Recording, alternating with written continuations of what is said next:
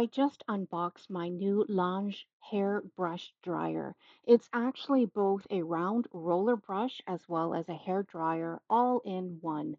This is the user manual that it came with, and it gives you some helpful tips on how to achieve different types of blowouts, like if you want more volume, a more sleek look, or if you want to just curl your ends. And also, it comes with some care instructions. The cord on this thing is pretty long, actually, and it's also a swivel cord. And so the handle on this is pretty large, so it may take a little bit of getting used to if you're more accustomed to smaller hair appliances. And towards the bottom, we've got a dial that allows you to control the temperature when blow drying. It even has a cool option, which is great because then you can set your hairstyle as well. And I noticed that the entire handle, including the dial where you control the temperature, is rubber, so it's really easy to grip.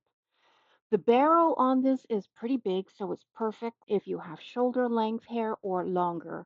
And it's got bristles to help grip the hair and give lift at the roots. Overall, I'm really excited to try this brush dryer out because I've got long hair and really want to achieve some blowout styles.